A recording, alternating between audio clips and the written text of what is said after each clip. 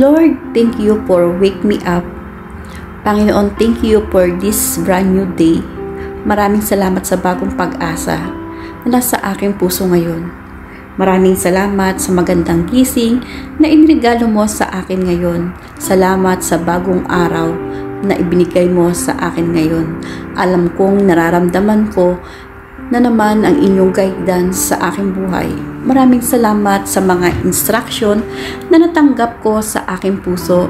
Alam ko na laging ang puso ko ang lagi mo kinakausap. Kilala mo ako, Lord. Alam mo kung ano ang laman ng aking puso't isipan. Hiling ko po sa inyo na lagi niyo po itong lagyan ng magagandang bagay para sa isang tahimik na araw. Alam ko din, Lord, na patuloy mo akong aalagaan tulad ng mga nakaraang mga araw na nagdaan, kung saan nararamdaman ko ang inyong pag-aalaga na bahagi ng inyong pagmamahal sa akin.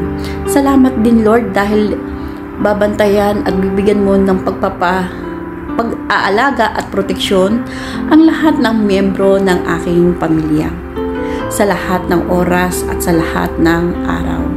Oo, may mga problema din akong nararanasan, pero sa blessing niyo pa rin ako nagpo-focus hanggang sa matapos ang aking araw ngayon. At tulad kahapon at noon, mga nakaraang mga araw, I know that you will provide for me. I know that you will take care for me. I know things will be better and okay compare yesterday.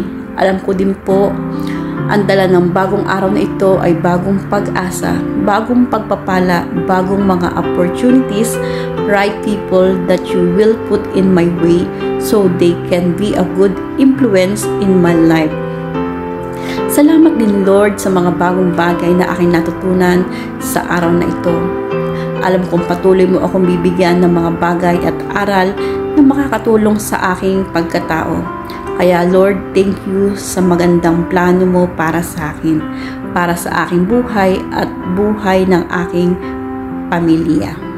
Alam ko na ang plano mo ay mas mabuti at mas maganda sa aking plano. Ini-offer ko po sa inyo ang buong araw ko. Bigyan niyo po ito ng blessings.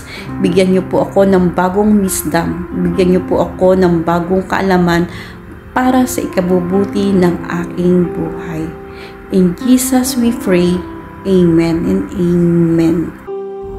Sabi sa Jeremiah, sapagkat batid kong lubos ang mga plano ko para sa inyong mga plano, hindi ninyo ikasasama kundi para sa inyong ikabubuti.